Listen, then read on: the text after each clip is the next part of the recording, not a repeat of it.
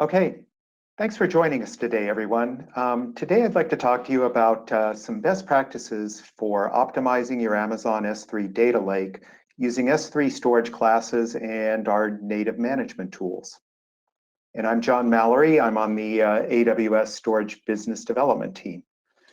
So what we want to cover today is talk about some of the pillars of cost optimization, including best practices for data placement, introduce a couple of new S3 storage classes that can have a big impact on helping you optimize cost for your data lake, talk about some cost optimization patterns, some best practices for organizing your data in Amazon S3 for your data lake, and how to use another new capability that we've added called S3 batch operations to simplify management of your data lake data at scale.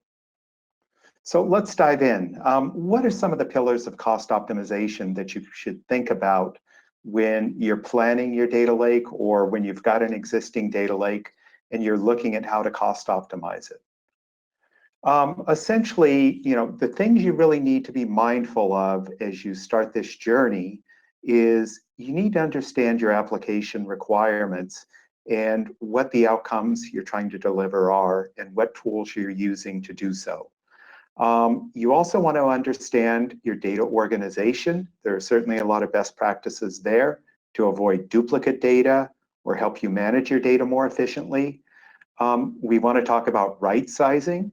I mean, all cloud services that manage services that you're going to use with your data lake are intrinsically, auto scaling, particularly the storage layer. But there are some right sizing scenarios that you should consider. And then ultimately, it comes down to monitoring how you're performing and what's driving your cost, optimizing, and repeating, because this isn't a one-time deal, because data lakes tend to be dynamic, they grow over time, use cases evolve, maybe they even shrink in certain areas. So you really want to keep a handle on this over time and make sure that you're staying optimized as your use cases, your data, and your needs evolve. So when we talk about defining application requirements, there are a whole host of applications that you might be hosting on S3. We're going to focus on analytics and data lake today, but oftentimes, it's better to maybe think about all your use cases that you're building on S3 and have that as a framework. But some of the considerations we have around application requirements are: how scalable is it going to need to be? How available is it going to need to be? What's the data durability requirements? Is this long-lived, very secure, very important data, or is it temporary data that you can recreate? What are your security requirements around this data? Is it open data that you're going to share, or is it PII data that needs to be very tightly governed? We also consider manageability, since while you've got your basic costs that you're going to pay for AWS services, you have to consider the total cost of ownership of a data lake, and manageability and operationalizing it can be another big hidden cost component when you think of the labor of your organization. And then finally, we need to make sure we're hitting your performance requirements and choosing storage classes and other considerations accordingly.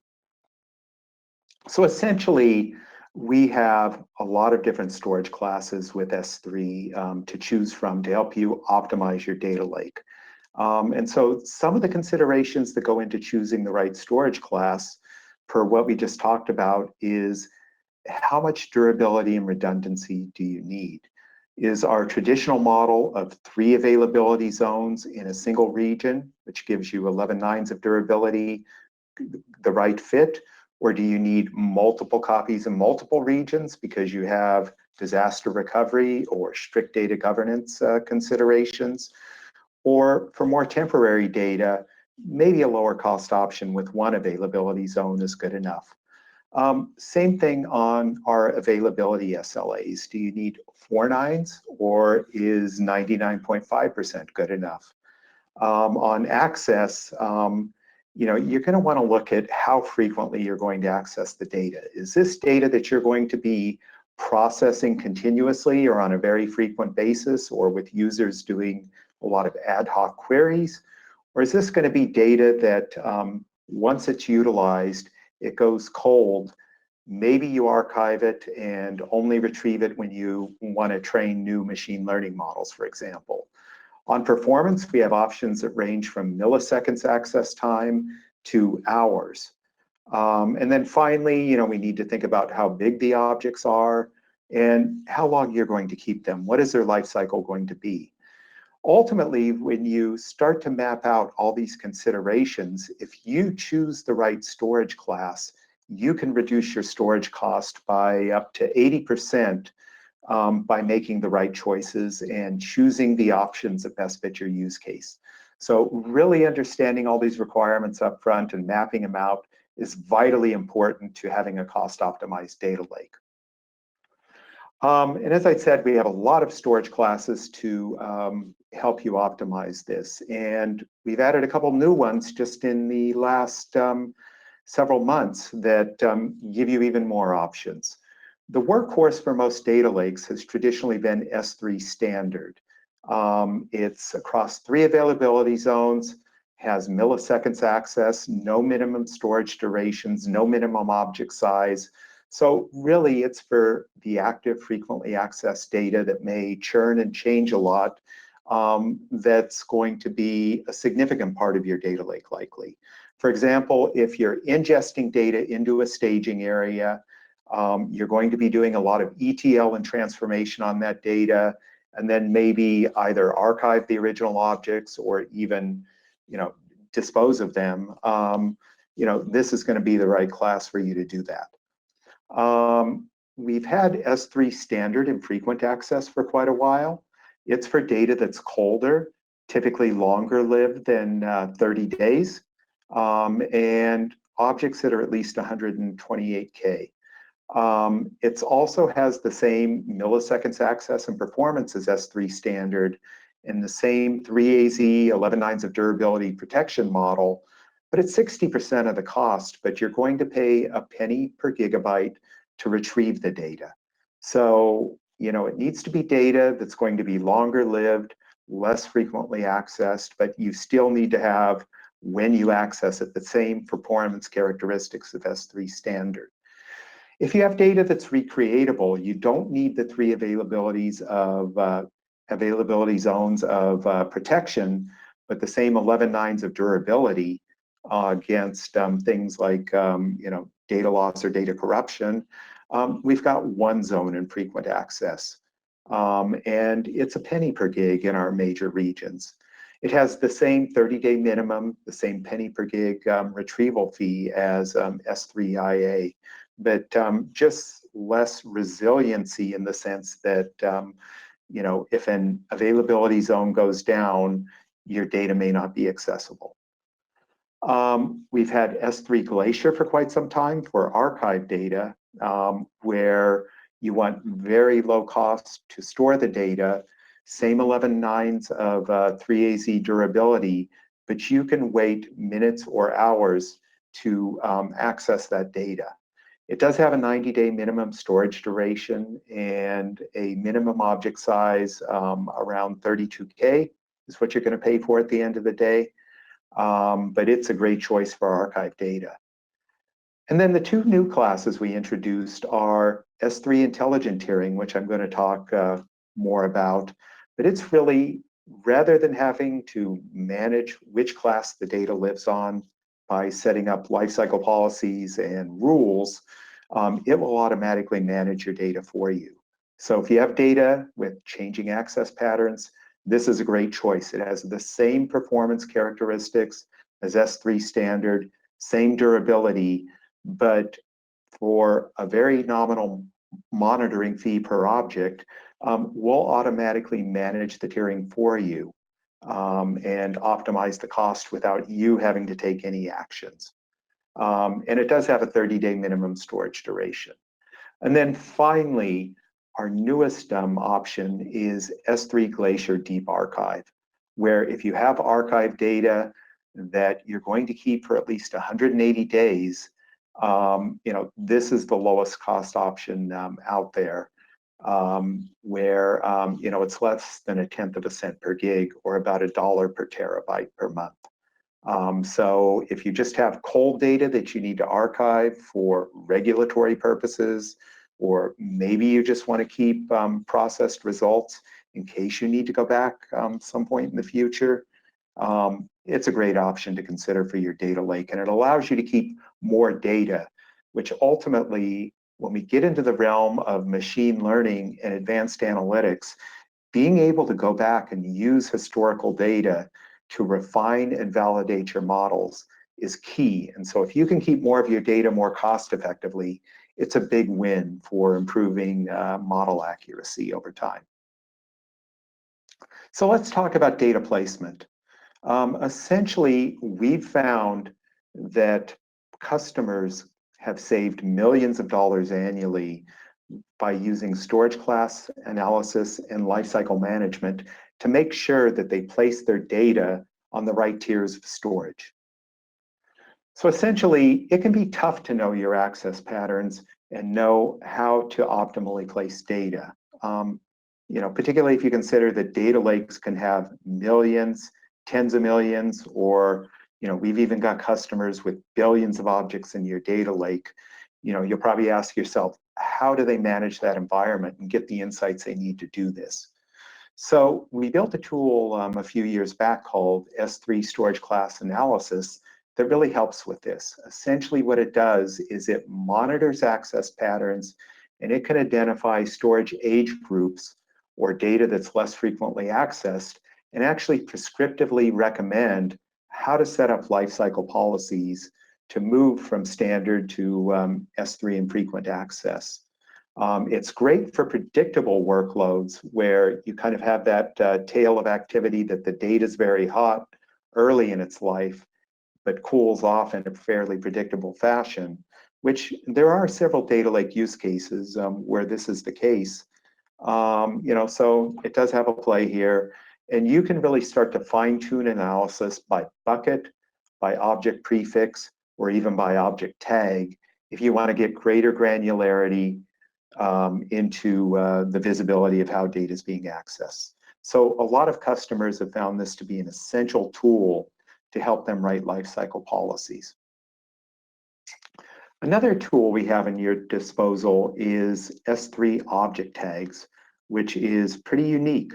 What you can do here is you can put up to 10 mutable, meaning you can overwrite them anytime you choose, metadata tags, which is a key value pair per object. They're completely customizable you can use whatever fields you want to use in those key value pairs that tie back to your business, the type of analytics you're doing, what stages of maybe an analytics pipeline workflow your data's in. And you can do this either when the objects are created, later in time, or a combination of both. And once you use object tags, really what you can start to do with this is control access through IAM policies. You can help analyze usage by filtering with storage analytics, or you can manage lifecycle policies and even replication if you need to replicate to other regions. So it's a very powerful tool to give you granular data management and access control down to the individual object levels, which is something that's really unique about building a data lake on S3. So let's talk about lifecycle policies now. Essentially, you can set S3 lifecycle policies to tier and expire object storage. And so what this allows you to do is tier to a lower cost storage class, and then ultimately, if you want to, expire storage after a given period of time. As I mentioned, storage class analysis can help you set up these lifecycle policies and really fine-tune them. And the policies are essentially based on the age of the object and are set by bucket, prefix, or object tag. And this really has a lot of rich combinatorial logic you can use to write very rich policies to manage your data in a very optimal way and make sure that it's placed on the right tier at the right time or expired after the right period of time. So, a good example is you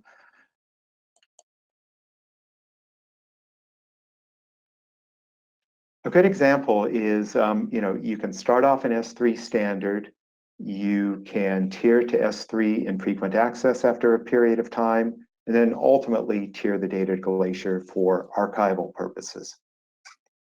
One consideration is that lifecycle policies are like a waterfall. You can start with a hot tier and lifecycle to a cooler tier, but you can't lifecycle objects back from a cooler tier or an archive tier to a warmer tier. So you need to be mindful of that when you think about your data lifecycle and which tier you initially landed on and how you're going to write lifecycle policies. So you can go, for example, from standard to infrequent access or intelligent tiering or one zone or Glacier or deep archive, but you couldn't go from Glacier to any other class but deep archive. So it's warmer to cooler is the key takeaway that you should remember when you're thinking about lifecycle policies. If you want to warm data back up, move it to a warmer tier, there are ways to do that, which we'll talk about later in this discussion, but you can't do that via lifecycle policies. So let's look at a few examples. Essentially, as I mentioned, they're based on object age. And so you could start to set up a policy to move all objects older than 60 days from S3 standard to S3 IA, and then move all objects older than 180 days to S3 Glacier. And once you set up those policies, that will happen automatically with that, without you having to take further action.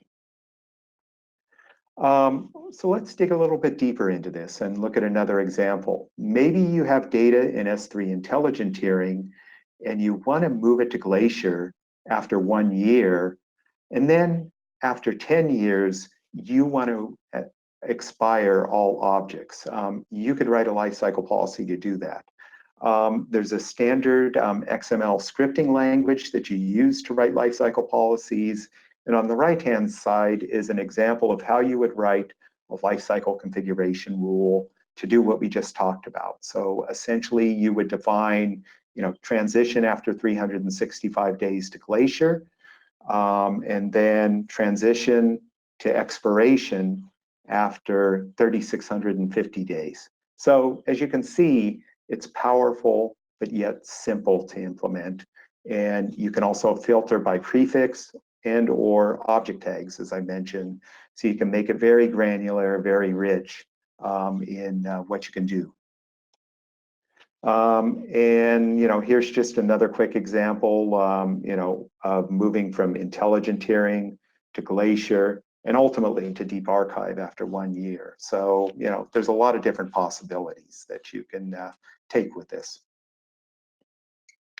Another key thing you can use to help manage your environment and get insights that can help you write lifecycle policies or look at all of the data in your data lake in an aggregated way is by using S3 inventory reports.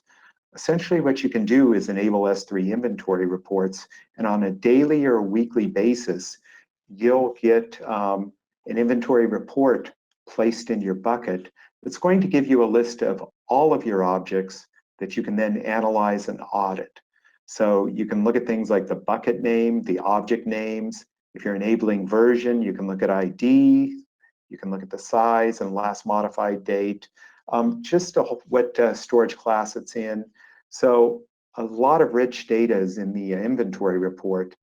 And it also supports Parquet format. So what we've seen a lot of customers do is they'll take inventory reports and maybe take them over time, look at data access patterns, query with Athena, maybe use a visualization tool like QuickSight, and now they can really start to get a rolling view of what's going on with their data in their data lake and start to manage it more intelligently by using, the same sort of analytics that they're probably doing on the data itself. You can do that with inventory reports, and you can even combine it with things like S3 access logs, which can be placed in your bucket to get even more insights about how your data lake is performing and how the data in it's being used. So very rich tool to help you effectively manage your data lake at very large scale. But ultimately, really where we want to get you to is make management much simpler. We really want you to focus on outcomes from your data and from your data lake, and not having to manage the infrastructure and dive into the weeds on how you manage data to optimize cost. So that's really what drove us to introduce S3 Intelligent Tiering as a new storage class. And we're seeing a big uptake in this for data lake scenarios. And essentially what S3 Intelligent Tiering does is it automates the cost savings for you. I mentioned you can write lifecycle policies to achieve this, but essentially, if you have an environment where there's a lot of ad hoc or unpredictable access to data, lifecycle policies may be difficult to implement. So essentially what S3 Intelligent Tiering does is it has a frequent access tier and an infrequent access tier in the storage class. You put the data in, and we determine which access tier it should be on, bill you accordingly. So as the data cools off and it moves to the infrequent access tier, the cost you pay to store your data goes down automatically. If the data heats back up, we'll move it back to the frequent access tier, but you won't pay that penny per gig retrieval charge like you would with infrequent access. So it can give you more cost predictability if you have very, variable data access patterns. So essentially the way we came up with this is we kind of looked at what our customers were doing, and we have more than 1 million customers that are using S3, trillions of objects, millions of requests per second, looked at a lot of our log data of how these data access patterns were being used by customers, and then applied some analytics of our own to determine what a good set of policies would be for S3 Intelligent Tiering, and that's how we came up with it. So it was really based on your feedback to us, which we're always soliciting, plus some data intelligence around how people actually use S3 in aggregate, gave us the insights to develop this tier. And so as I'd mentioned, essentially it will automatically optimize storage cost for you with changing data access patterns. So it monitors down to the individual object level. So this actually manages data not by prefix or not by groups, but each individual object in your data lake that's using this tier, and auto tiers at that object level. There's no performance impact, no operational overhead. You'll get the same millisecond access that you'll get with S3 standard, the same 11.9's durability.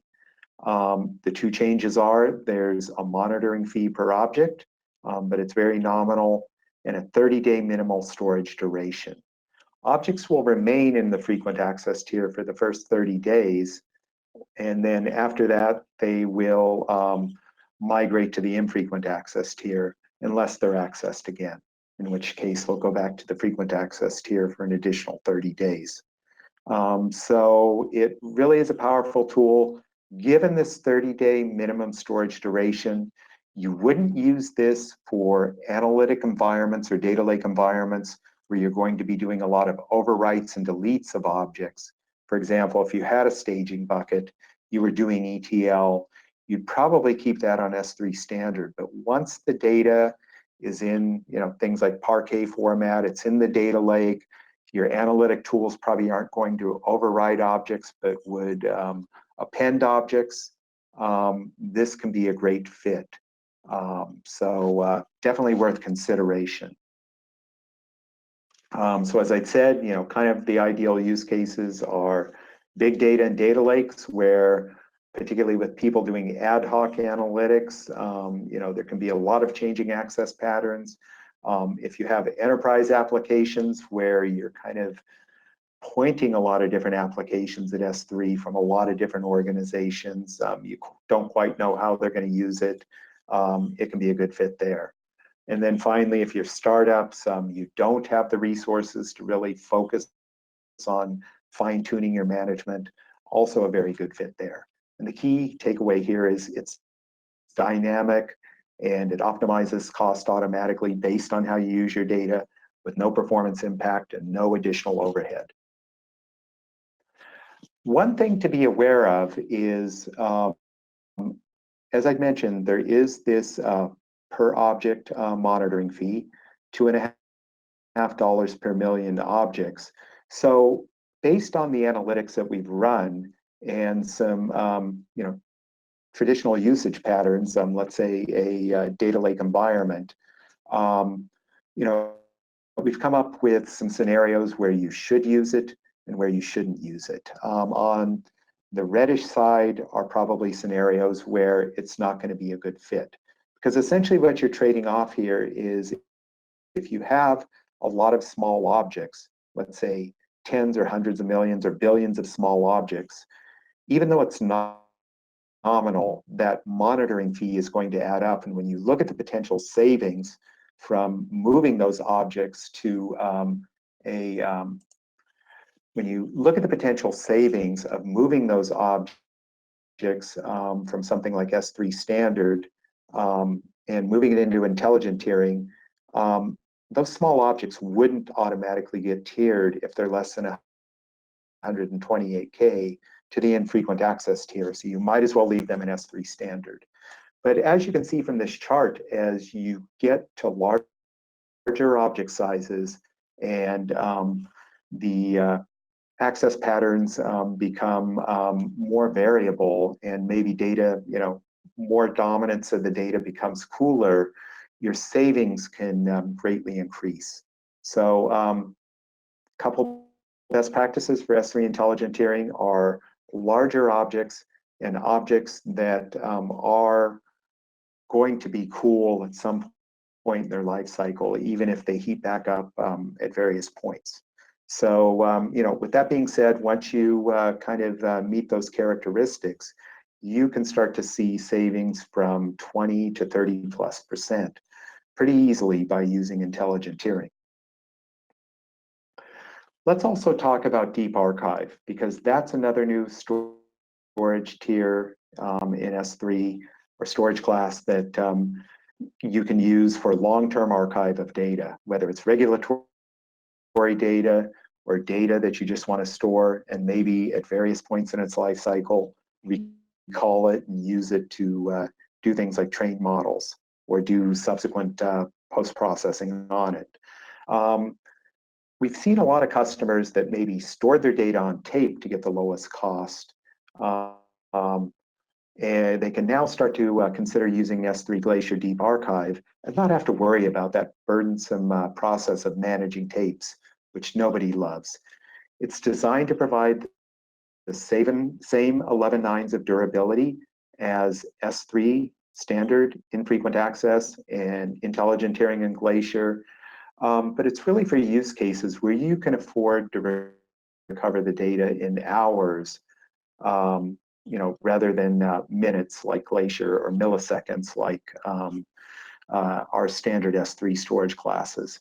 And as I'd mentioned, it's less than a quarter of the cost of S3 Glacier, which a lot of folks already consider to be very cost effective. So these are some of the reasons why Deep Archive can be very compelling for a data lake. The way you access it is very similar to S3 Glacier. It's asynchronous. The only thing that really changes from Glacier is the storage class changes to Deep Archive. 3 other key differences you need to be mindful of before you choose this is there is no expedited retrieval. In Glacier, you can choose to get data sets back on the order of a few minutes. You don't have that option here. The minimum storage duration is 180 days, so you don't want to use it for data that you're going to delete in less than 6 months. And there's no support for S3 Glacier Select, which is a SQL query that you can use to intelligently query objects before you restore them. But if that's okay with you, this can be a great fit. And so essentially, whereas with standard Glacier, you have expedited retrievals in 1 to 5 minutes, standard retrievals in 3 to 5 hours, and bulk retrievals in 5 to 12 hours. With Deep Archive, you have standard retrievals, which is within 12 hours, or bulk retrieval within 48 hours. And this is another thing you want to be mindful of when you consider S3 Glacier or Glacier Deep Archive is if you can afford to use bulk retrievals, your data retrieval cost are going to go down dramatically and be very low if you can use that bulk retrieval. So in general, make it a best practice to try to architect a solution that allows you to, have the data in half a day or maybe 2 days, rather than, try to force fit data that you need in minutes into this. One other consideration I just want to make sure you're aware of is transaction considerations.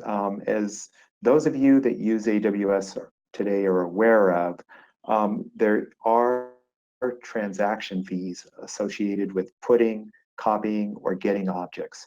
They're pretty nominal, but if you're talking about a large-scale data lake where you may have billions of objects and start to think in terms of a billion transactions, the cost can add up. So let's walk through some of the math on this.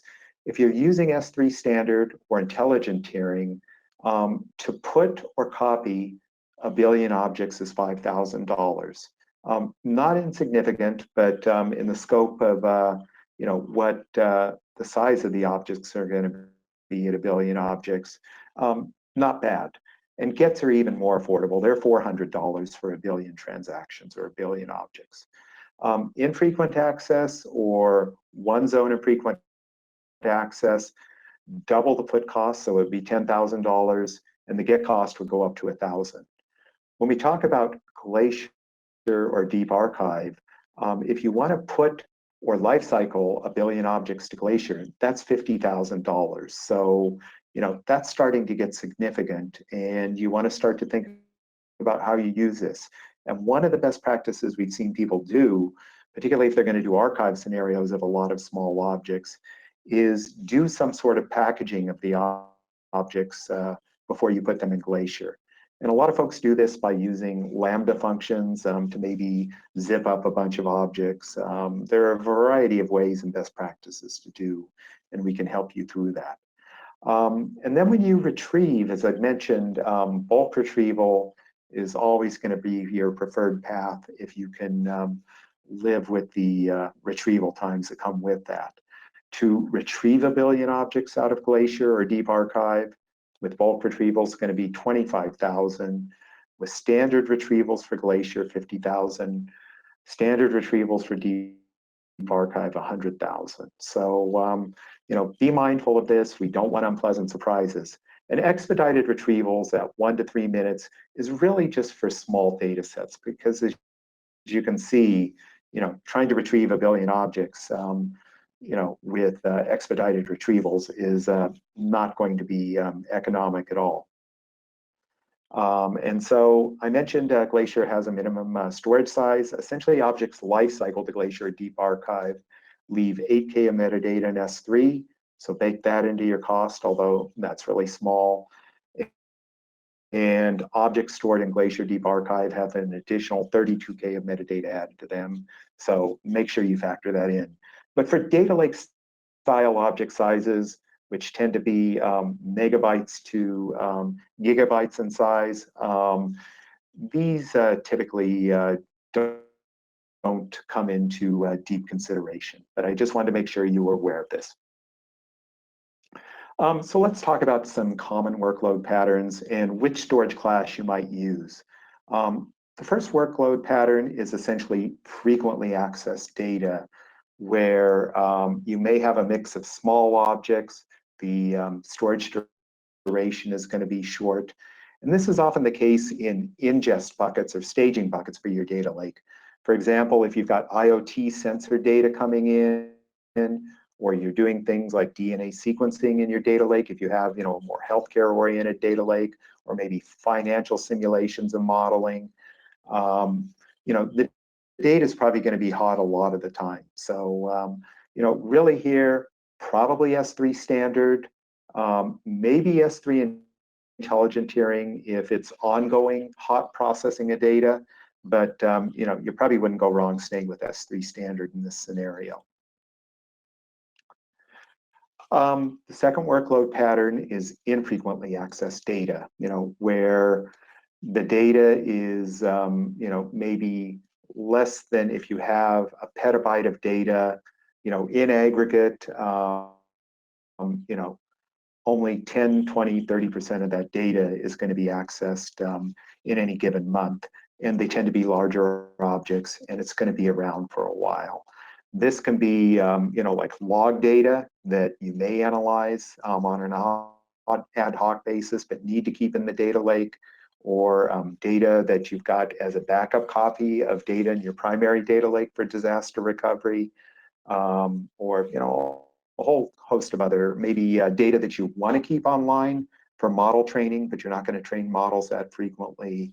They all kind of fall into this pattern. And so essentially some best practices here are maybe that data starts its life in S3 standard, but then you can set up a time-based lifecycle policy to move it to infrequent access, or one zone infrequent access if the data can be recreated. Or this is really a good sweet spot for intelligent tiering as well. And then ultimately, if you know that data is going to cool off, you can use Glacier or Deep Archive to really archive it for long-term retention.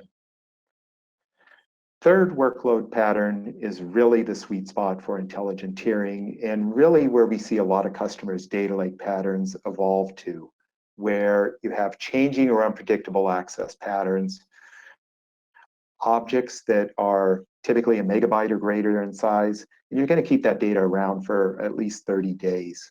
And so essentially, this could be training data, it could be a whole host of data lake use cases like autonomous vehicles, or financial data, or customer analytics, or research data, kind of all fall into this pattern, particularly in a multi-tenant data lake. I'd recommend you use S3 intelligent tiering for this and not have to worry about lifecycle policies. And finally, if you don't know your patterns, if you know those objects are going to be larger and they're going to be around for at least a month, not overwritten, S3 intelligent tiering can be a fine fit here. But if you really don't know if they'll even fall into this characteristic, like maybe they're going to be small objects, maybe you may delete them because of reprocessing or overwrite them, then I'd start off with S3 standard, maybe use storage class analysis to get a handle over time on your data, and then you can start to cost optimize once you have a good viewpoint of how the data is going to be used. So, we always emphasize, if you don't know, start off with S3 standard, unless you absolutely know the objects are going to be larger and around for 30 days, in which case intelligent tiering, and then you can optimize from there. So that's how you use storage classes, and some of the best practices there. How can we help you organize your data and reduce the management burden of running a data lake, which is kind of that hidden cost that goes into the cost of having a data lake environment? So first off, how do you start to organize the data? Really, S3 is exceptionally flexible. When you start to think of having accounts, buckets, prefixes, and object tags, it gives you a very high degree of flexibility no matter where you get started. As we talked about, you can start to configure lifecycle rules, storage inventory reports, and access controls at different levels within this hierarchy. So really, your design is going to depend on what you're trying to do. So you really need a work backwards approach. So let's look at a few customer examples of how customers typically do this. Essentially, a lot of customers, particularly if they're new to AWS and they want to build a data lake, will often just say, I'm going to put all my data in one S3 bucket because that's the simplest approach. It gives me centralized management. It's really simple to roll out changes to my environment in terms of maybe changing bucket policies or applying new rules. And it's easy to monitor and manage the environment. This can be true if you have a fairly simple environment. And this isn't a bad approach. But if you think about data lakes, there's typically a lot more complexity involved in building a data lake. And so this probably isn't an optimal pattern if you're starting out building a data lake. The other end of the spectrum is you could have individual buckets for each workload or team. So if you had different groups sharing a data lake environment, you could start to give them individual buckets to organize that data. And this can help give direct ownership and control by line of business or user group or team. It makes it in some ways easier to organize data by using access controls. And you can really start to do cost optimization per bucket.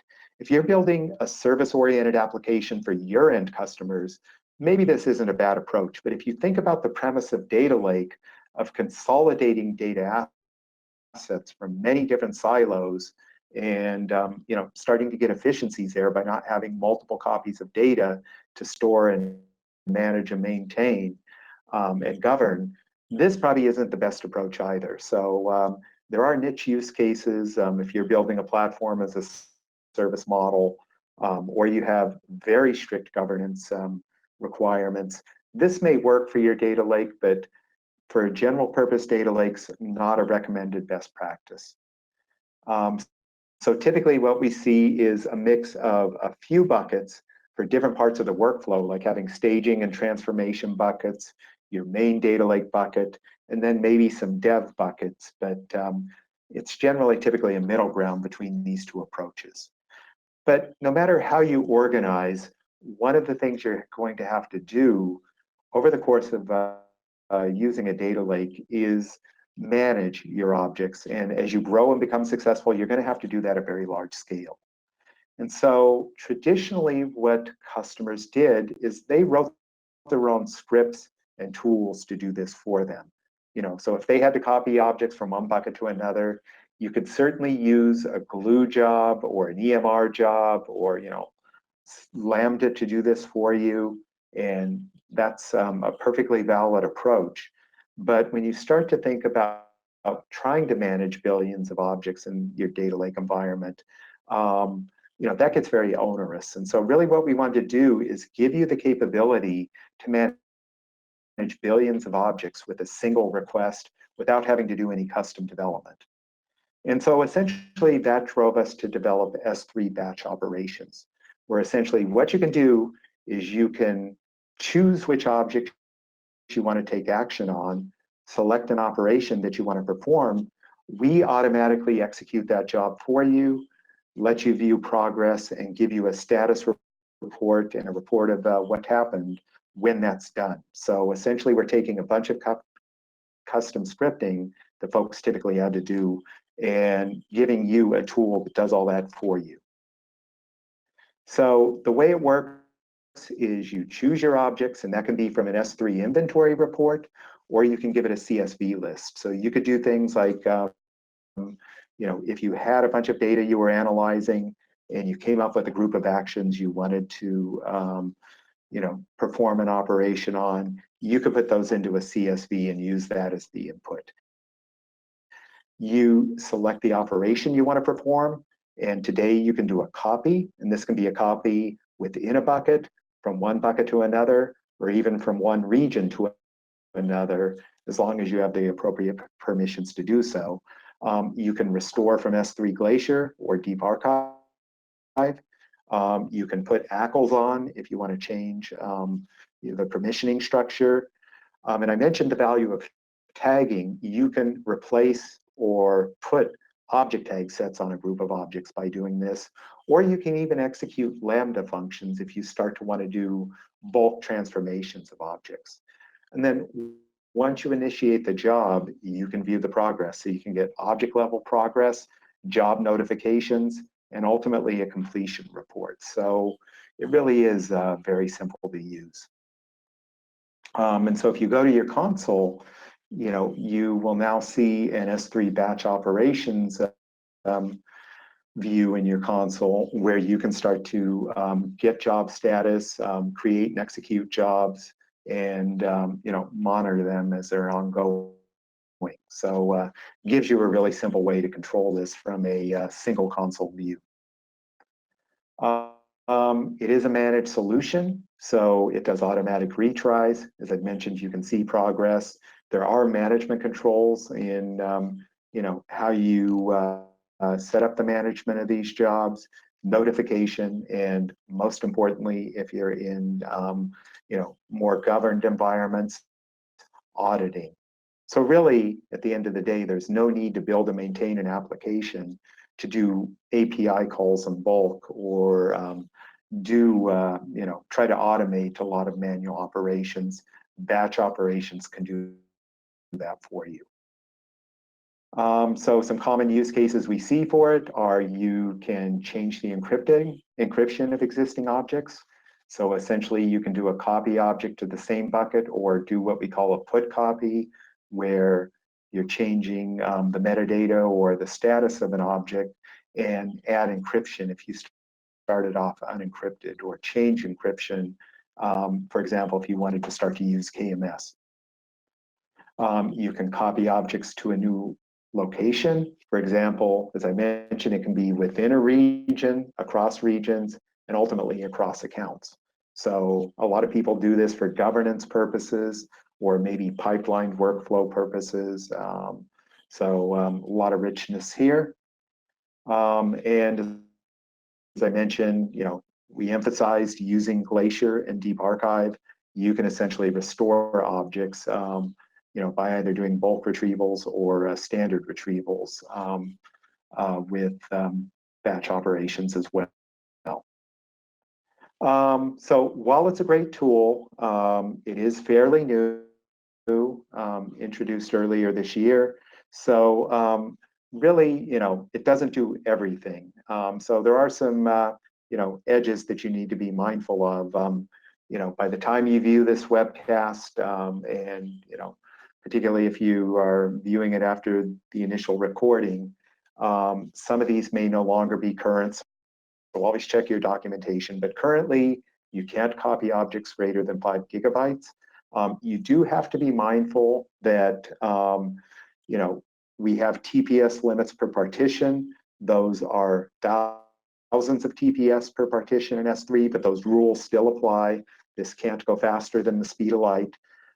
If you have a large job with hundreds of millions, billions of objects, you may want to break it into smaller jobs so that they'll run in parallel and give you better performance. You can't do deletes directly, but what you could do is have a deletion policy that uses object tags as a conditional and then place tags with this to drive those deletes. You can't copy and customize the destination key for copy jobs. So you need to be mindful of that. And it doesn't support expedited retrievals. So, but outside of these boundaries, it's immensely flexible. So how do we put this all together at the end of the day and really help you cost optimize your data lake? First off, you need to understand what you're trying to do, what sort of analytic tools you're using, what you're going to do with your data, what the requirements are, and map that out. You definitely want to use object tags and prefixes to help you organize your data in a logical fashion. This makes governing lifecycle and security much easier to manage, particularly at large scale. You want to use all the storage classes that are applicable. It isn't a one-size-fits-all environment to most data lakes, so really use those options that we've given you. Use S3 batch operations to simplify common tasks, and ultimately, for the bulk of your data in a data lake environment, particularly in the main data lake, once the data's been kind of ingested and transformed and is ready for use, really strongly consider using S3 intelligent tiering to get automated cost savings without even having to worry about life cycle. So really what we're trying to do here, and we'll always focus our innovation on, is we want to help you be more innovative, more agile, and more cost effective, and really focus your efforts on getting value from your data, not on having to manage your environment and manage the data. So hopefully this has been helpful. Thank you for your time.